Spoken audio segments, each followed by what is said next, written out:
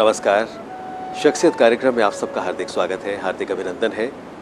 दर्शकों, हम आज आपकी मुलाकात एक ऐसी शख्सियत से करवाने जा रहे हैं, चंडीगढ़ की सुरक्षा का दारोमदार जिनके कंधों पर है। आप एक ऐसे अधिकारी हैं जिन्होंने चंडीगढ़ में पहले भी एक इनिंग खेली है और अब अपनी दूसरी पारी खेलने के लिए चंडीगढ़ में एज DIG एक बार फिर से हम लोगों के बीच में हाजिर हैं। आप हैं श्री आलोक कुमार जी। हम आपका बहुत स्वागत करते हैं। आलोक जी, चंडीगढ़ में आपकी दूसरी पारी है जी। कैसा लगा आपको जब आपको पता चला कि चंडीगढ़ में एक बार फिर से आपको मुस्तैद होना है? बहुत ही अच्छे जी। थे। ट्रेनिंग कंप्लीट करने के बाद मेरी पहली पोस्टिंग थी चंडीगढ़ की, तो यहाँ पे रह के मेरा पहला इंडिपेंडेंट चार्ज था यहाँ पे एज ASP सेंट्रल, और फिर कुछ दिनों के लिए ASP ट्रैफिक रहा मैं यहाँ पे। तो वह बहुत ही अच्छा रहा और बहुत ही कुछ सीखा मैंने यहाँ पे रहकर उन दिनों में। चंडीगढ़ पुलिस को कहा जाता है कि शायद देश की बेहतरीन फोर्सेस में से एक है जी, क्योंकि इनका व्यवहार, इनकी एजुकेशन, इनकी ट्रेनिंग बहुत बढ़िया ढंग से होती है। जी। कुछ और आपकी ऐसी प्लानिंग्स हैं? क्योंकि लगता है कई बार कि आउट नंबर हो जाती है चंडीगढ़ पुलिस, क्योंकि मुझे लगता है कि गिनती में शायद कुछ कम पड़ जाते हैं। कुछ ऐसी आपकी प्लानिंग है, योजना है कि और इसमें भर्ती रिक्रूटमेंट की जाए? जी, इसमें काफ़ी मैं आपको कहूँगा कि मैन पावर के लेवल पे भी और बाकी जो इंफ्रास्ट्रक्चर है, ट्रेनिंग है, उसके लेवल पे काफ़ी योजनाएं हमारी हैं जो चल रही हैं, जो आने वाले दिनों में बहुत ही बेहतर परिणाम देंगी। जिसमें सबसे पहले तो मैं आपको बताऊं कि IR बटालियन एक रेज हुई है चंडीगढ़ के लिए, जिसमें तकरीबन 600 लोग जवान हैं जो ऑलरेडी ट्रेनिंग पा रहे हैं। और जब ये पूरी बटालियन रेज होगी तो तकरीबन आप समझें कि 1000 की फोर्स ये हमारे पास अवेलेबल होगी। इसके बाद 500 और इसके अलावा IR बटालियन की बात अभी मैंने की, 500 और हैं जो कि चंडीगढ़ पुलिस के लिए रिक्रूटमेंट ऑलरेडी कंप्लीट हो चुकी है। 500 जवानों की उनकी ट्रेनिंग अभी चल रही है और बहुत शीघ्र ही 2-3 महीने में वो भी चंडीगढ़ पुलिस ज्वाइन कर लेंगे और वो चंडीगढ़ पुलिस की संख्या में इजाफा होगा। और इसके अलावा जो तीसरी बात है, अभी 1200 सिपाहियों की रिक्रूटमेंट हम कर रहे हैं। रिटन एग्ज़ाम हो चुके हैं, आजकल इंटरव्यू कंडक्ट हो रहे हैं और ये मैं समझता हूँ कि अगले साल के मार्च अप्रैल तक ट्रेनिंग इनकी शुरू हो जाएगी और अगले साल के आखिर तक ये 1200 जवान और हमें उपलब्ध हो जाएंगे। तो आप समझ सकते हैं कि तकरीबन 2700-800 जवान चंडीगढ़ पुलिस के लिए बहुत शीघ्र अवेलेबल हो जाएंगे। बहुत बहुत बड़ी बात है, क्योंकि मुझे लगता है कि उससे चंडीगढ़ के बहुत से कष्ट उनका निवारण हो जाएगा। इजाफा, हमारी संख्या में इजाफा हो जाएगा और जहाँ जहाँ शॉर्टेज है वो हम उसको मैन पावर की वो पूरी कर लेंगे। और इसके अलावा इंफ्रास्ट्रक्चर के लेवल पे काफ़ी अभी हमारे जो प्रोजेक्ट्स हैं वो चल रहे हैं, जिसके बारे में मैं आपको ब्रीफली बताना चाहूँगा। ज़रूर। एक तो हमारा अपना रिक्रूटमेंट ट्रेनिंग सेंटर फ़िलहाल कोई नहीं है, वो हम अभी प्लान कर रहे हैं, डिज़ाइन कर रहे हैं। उसमें अत्याधुनिक सुविधाओं से लैस होगा और हमारी कोशिश ये है कि वो स्टेट ऑफ आर्ट इतना बेहतर इंस्टीट्यूट बने कि बाहर से भी लोग उसे देखने आएँ और उसको रेप्लिकेट करने की कोशिश करें। इसके अलावा IR बटालियन के लिए एक कैंपस हमें डिज़ाइन अभी करने के स्टेज में है। 60 एकड़ ज़मीन उसके लिए प्रशासन ने हमें दी है और वो डिज़ाइन होके उसको जब हम प्लान कर रहे हैं इस तरीके से कि वो भी बहुत ही बेहतरीन इंफ्रास्ट्रक्चर बने, ताकि IR बटालियन जो हमारी है उसको किसी किस्म की दिक्कत ना हो और एक जो मॉडर्न पुलिस कॉम्प्लेक्स होता है किसी बटालियन का, उस तरह का वो बन के तैयार हो। इसके अलावा जहाँ तक इंफ्रास्ट्रक्चर की बात है, उसमें 2 मोबाइल पुलिस स्टेशन अभी प्लान हो रहे हैं चंडीगढ़ में। मोबाइल पुलिस स्टेशन जी, ये बहुत ही एक अच्छा एक कंसेप्ट है जो चंडीगढ़ के प्रशासक हैं और महामहिम राज्यपाल पंजाब, उनके निर्देश पे ये हो रहा है। तो उसमें ये मोबाइल पुलिस स्टेशन जब तैयार हो जाएंगे तो उसके बाद जो हमारी कॉलोनीज हैं या ऐसी जगह हैं जहाँ पे मुश्किल से पुलिस की पहुँच है, वहाँ तक पुलिस पहुँचेगी और शिकायतें जो जनता की है उनके द्वार पे जाके सुनेगी और ये एक मैं समझता हूँ एक अच्छा ब्रेक थ्रू होगा बहुत बड़ा पुलिस पब्लिक रिलेशनशिप के फील्ड में। इसके अलावा जो आपको पता है, आधुनिक ज़माने में, आज के ज़माने में चैलेंजेस बहुत हैं पुलिसिंग के और टेररिज्म है, इंसर्जेंसी है, इस तरह की चीज़ें। उसके लिए भी जो हमारी वेपनरी है उसको अत्याधुनिक हम बना रहे हैं। जो केमिकल, बायोलॉजिकल, रेडियोलॉजिकल हथियार के खतरे हैं आज के ज़माने में, उससे निपटने के लिए भी हमारी तैयारियां चल रही हैं। ताकि वो इक्विपमेंट्स हमारे पास हों जिससे हम उनका मुकाबला कर सकें, और उसकी ट्रेनिंग हम अपने जवानों को बहुत शीघ्र जो नेशनल डिजास्टर रिस्पांस फोर्स है, नेशनल डिजास्टर मैनेजमेंट अथॉरिटी के अंदर, उनसे हम लोग ट्रेनिंग की बात कर रहे हैं और महीने दो महीने वो ट्रेनिंग हमारी शुरू होगी। तो इस सब तरह की तैयारियाँ तमाम हमारी चल रही हैं। ये बड़ा सौभाग्य की बात है कि आप जैसे लोग हैं चंडीगढ़ पुलिस में जो at the help of affairs हैं, जो इन प्लानिंग्स को कार्यान्वित करके हम सबके जीवन को और सुखद बनाने की अथक कोशिश कर रहे हैं। थैंक्स एक मैं कई बार महसूस करता हूँ कि जो पुलिस में एक व्यक्ति है जी। या जो हमारे देश की सेनाओं में है, जी मैं महसूस करता हूँ कि एक आम सिविलियन जी इनका ऋण कभी नहीं उतार सकता। जिस तरह से 24 घंटे काम करके लगातार निरंतर, जी ताकि हमारे चेहरे पर विषाद ना आए, विषाद की रेखाएं ना आए, हमारे सुख के लिए वो अपने जीवन में बहुत कुर्बानियाँ करते हैं।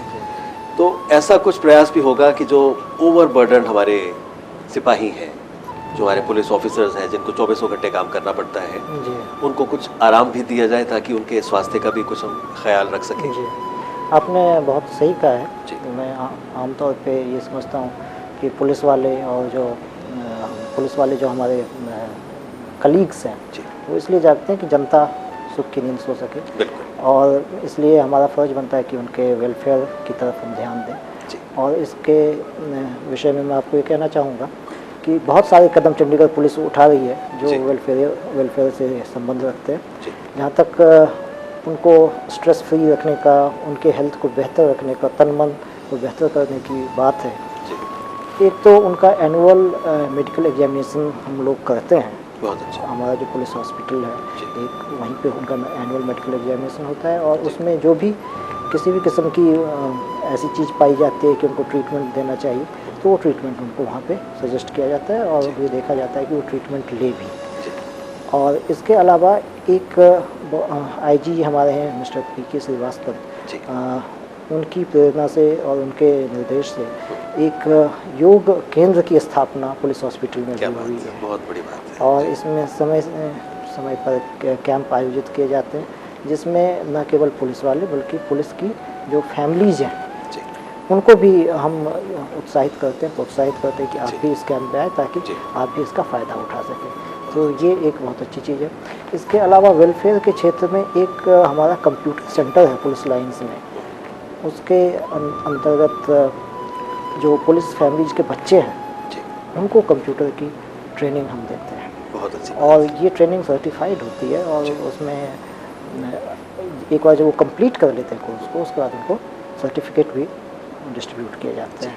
इसके अलावा आपको जानकर खुशी होगी कि जो बच्चे 10वीं में और 12वीं में अच्छा करते हैं उनके लिए हालांकि जो अभी हम स्कॉलरशिप दे रहे हैं वो कम है, लेकिन स्कॉलरशिप देते हैं उनको वन टाइम एक लमसम पेमेंट भी होता है, और फिर मंथली भी हम उनको स्कॉलरशिप देते हैं। और अभी जल्द ही एक प्रपोजल है कि जिसमें हम इसको डबल करने की, जो अभी उनको दिया जा रहा है उसको डबल करने की एक बड़ा सराहनीय प्रयास है। जी अक्सर मैंने देखा है कि जो फौज में लोग हैं, जी उनके बच्चे या जो भी सर्विसेज में लोग हैं, जो यूनिफॉर्म फोर्सेज में लोग हैं, उनके बच्चों को कुछ सफ़र करना पड़ता है, जी क्योंकि उनके पिता जो हैं, उनका जो परिवार है जी। वो इतना सक्रिय रहता है सुरक्षा में, बाकी इंतजाम करने में, कई बार वो इग्नोर हो जाते हैं। तो मैंने देखा है कि आर्मी वालों के बच्चों के लिए कुछ रिजर्वेशंस भी हैं इंजीनियरिंग में, मेडिकल में, तो ऐसा कुछ प्रावधान करवाया जाए कि जो पुलिस में काम करने वाले अधिकारी हैं उनके बच्चों को भी इस तरह की कोई प्राथमिकता प्राप्त हो। जी, ये आपका मैं समझता हूँ बड़ा अच्छा सुझाव है। जी इसके बारे में मुझे फ़िलहाल जानकारी नहीं है कि इस तरह की कोई बात यहाँ पे है, लेकिन मैं ध्यान में रखूँगा और कोशिश करूँगा कि इस तरह की का एक प्रस्ताव वो भेजा जा सके प्रशासन को। बहुत पहले चंडीगढ़ में एक बड़ा अच्छा प्रयास शुरू हुआ था जिसे हम कहते थे बीट सिस्टम। तो हमें बहुत अच्छा लगता था, आश्चर्य होता था कि देखो पुलिस वाले हमारे घर में आके पूछते हैं आपकी कोई समस्या तो नहीं है, अगर समस्या है तो हम उसका समाधान कैसे करें। और उसमें कई बार जैसे पति पत्नी के झगड़ों में भी निपटारा करने का एक प्रयास होता था। चंडीगढ़ में एक अधिकारी हैं मिस्टर RS घुमन, उनको भी मैंने देखा है कि बहुत से ऐसे घरों को जो टूटने की कगार पर होते हैं वो उसको जोड़ने की कोशिश करते हैं। एक बहुत अच्छा प्रयास है। तो इस तरह का प्रयास चंडीगढ़ पुलिस और कहाँ कहाँ करती है, मैं आपसे जानकारी हासिल करना चाहता हूँ। देखिए, ये बीट सिस्टम जो है वो पूरी पुलिसिंग का आधार है, बैकबोन है। जी। और अगर बीट सिस्टम मजबूत हो तो हमारी जो पुलिस व्यवस्था है वो सुचारू रूप से चलती रहती है। बिल्कुल। और पुलिस पब्लिक के बीच के जो संबंध हैं वो भी बेहतर बने रहते हैं। जी। तो अभी कोशिश ये की जा रही है कि बीट के स्तर पे फिर से जो पब्लिक के साथ हमारे संबंध पुराने जैसे थे वैसे ही बहाल किए जाए, बल्कि उससे भी बेहतर किए जाए। जी। और इसके लिए जो बीट में तैनात पुलिसकर्मी है, अभी पिछले दिनों थानों में जो थोड़ी कमी महसूस की जा रही है जवानों की, उसकी वजह से जो हमारे बीट में पुलिसकर्मी लगे हुए थे वो विभिन्न लॉ एंड ऑर्डर अरेंजमेंट्स में उनको विड्रॉ करना पड़ता था। जी।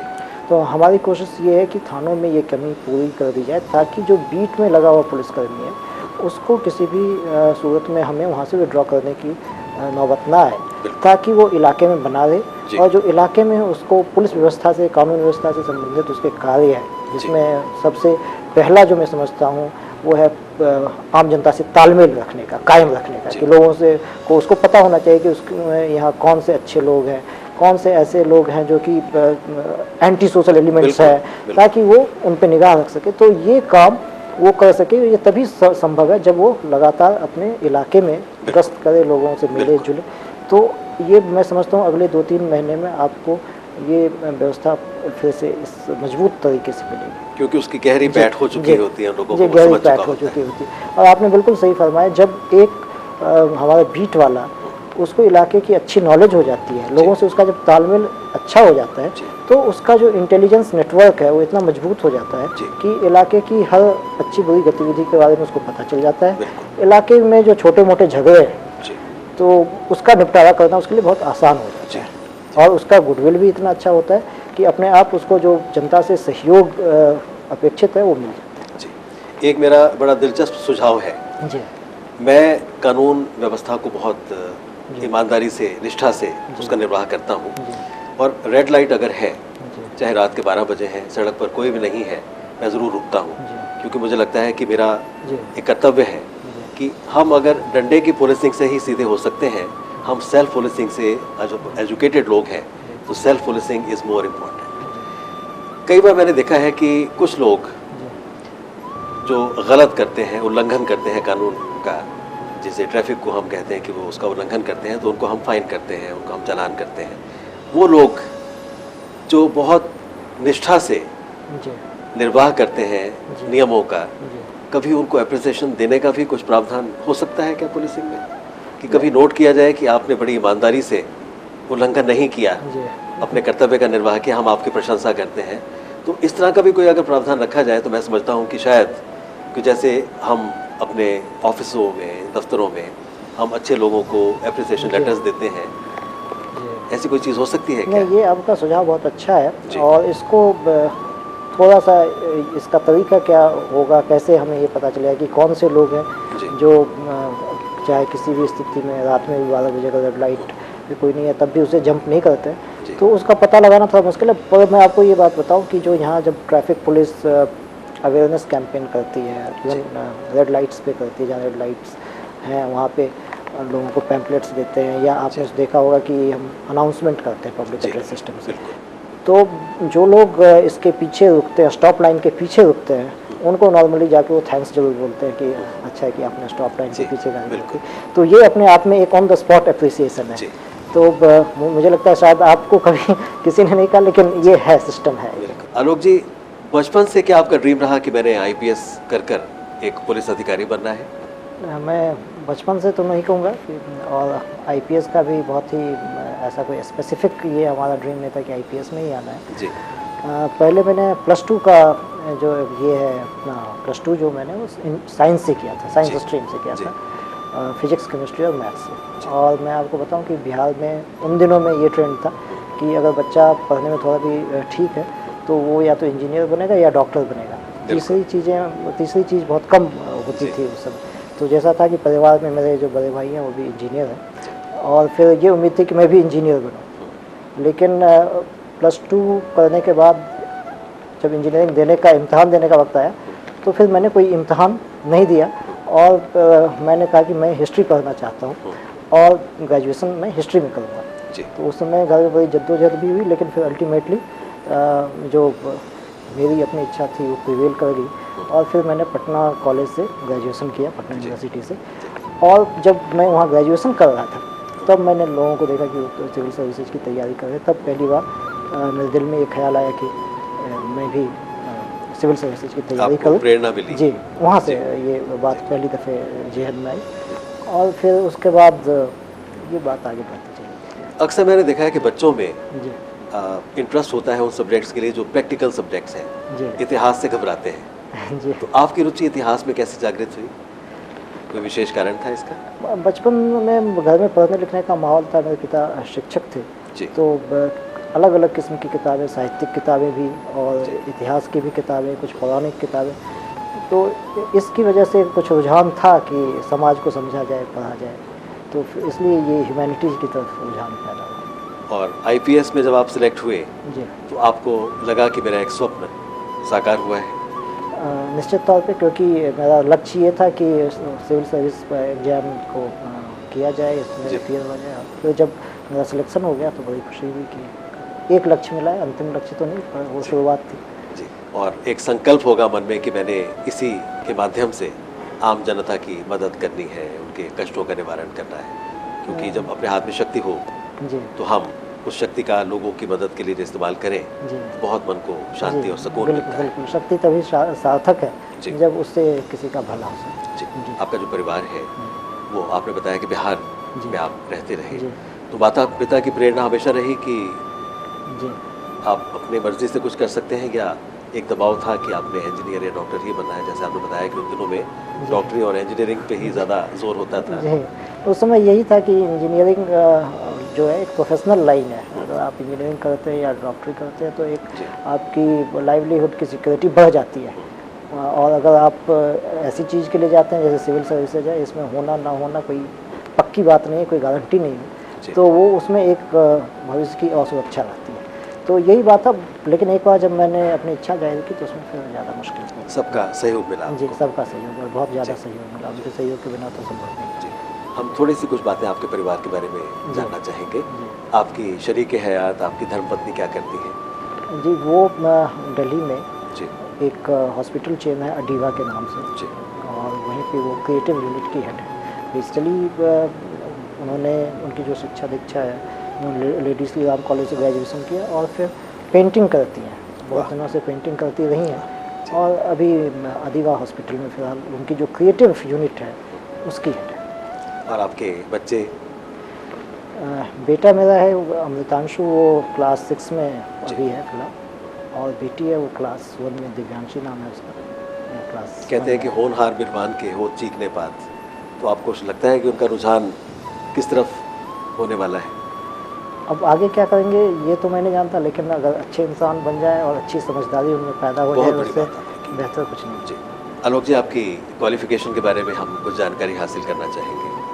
जी, जैसे मैंने आपको बताया अभी जी। कि ग्रेजुएशन मैंने पटना यूनिवर्सिटी में, पटना जी। कॉलेज से हिस्ट्री में किया, जी और इसके बाद दिल्ली यूनिवर्सिटी से मैंने नॉर्थ कैंपस से LLB किया, वाह। और अभी पीछे नौकरी में रहते हुए जी मैंने एनवायरमेंटल लॉ में डिप्लोमा, जो WWF एक अंतर्राष्ट्रीय जी। संस्था है, जी। उनका एक 6 मंथ्स कोर्स होता है, वो मैंने किया है। जी। इतनी शिक्षा प्राप्त करने के बाद भी आपने अपनी विनम्रता को नहीं छोड़ा, और आप, मैं महसूस करता हूँ कि जो भी व्यक्ति सरकारी नौकरी में सेवा कर रहा है, शायद अपने देशभक्ति के कारण वो नौकरी कर रहा है, क्योंकि बहुत से बच्चे आजकल के जी MNCs की तरफ जाते हैं। तो आपका उन बच्चों को क्या संदेश है?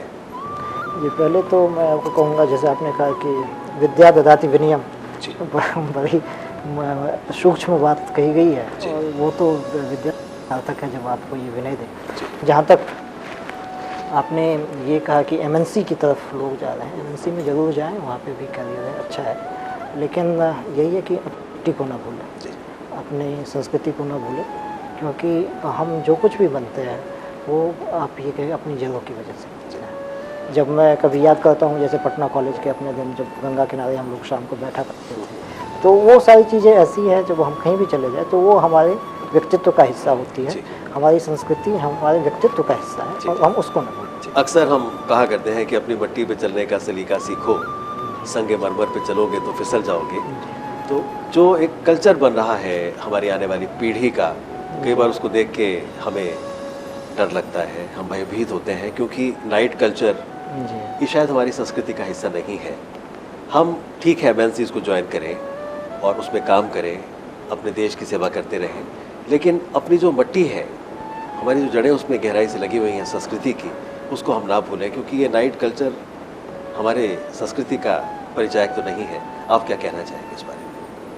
देखिए, हम अपने बच्चों को जो संस्कार देंगे हमारे बच्चे वही सीखेंगे। बिल्कुल। तो अगर हमारी आगे आने वाली पीढ़ी को हम बेहतर बनाना चाहते हैं, अपनी संस्कृति से जोड़ के रखना चाहते हैं, तो हमें ये महसूस होता है, मुझे ये महसूस होता है कि इसमें जो बच्चे हैं उससे ज़्यादा जिम्मेदारी हमारी है। अगर हम सही रास्ते पे चलेंगे, अगर हम उनको सही शिक्षा देंगे, तो हमारा भविष्य सुरक्षित रहेगा और हमारे बच्चे सही राह पे चलेंगे। तो जो प्रेजेंट जनरेशन है वो भविष्य की जनरेशन को ब्लेम नहीं कर सकती है, ये मेरा मानना है। क्योंकि आपका ये कहना है कि जैसा हम आचरण करेंगे, जैसा आचरण हम करेंगे, क्योंकि बच्चों को ये संस्कृति कौन दे रहा है? हम दे रहे हैं। जी। आप क्या संदेश देंगे उन बच्चों को जो कुछ करना चाहते हैं आने वाले दिनों में, अपने सरकारी क्षेत्र में या आईएएस में, आईपीएस में अपना कैरियर बनाना चाहते हैं, उनको आप क्या संदेश देंगे? देखिए, सबसे महत्वपूर्ण चीज़ जो है वो है इंसानियत और कंपैशन। जी। जब तक आपके अंदर में ये दोनों चीज़ें हैं, कंपैशन है, एक फेलो बीइंग के लिए, एक फेलो ह्यूमन बीइंग के लिए आपकी भावनाएं, आप संवेदनशील हैं, तो मैं समझता हूँ एक अच्छी व्यवस्था बनती है। और मैं केवल ह्यूमन बीइंग की बात क्यों कहूँ, एक तो वसुधैव कुटुंबकम जो कहा गया है, उसमें केवल इंसान के लिए नहीं कहा गया, ये जानवरों के लिए भी कहा गया। ये जो ऐसी चीज़ें हैं जो जिनके अंदर जान नहीं है अपेरेंटली, पहाड़ के लिए, नदी के लिए, और जो पर्यावरण की आज समस्या है, मैं समझता हूँ तो वसुधैव कुटुंबकम से बेहतर मैसेज और कोई नहीं है। क्या बात, बहुत बहुत बढ़िया आपने बात कही।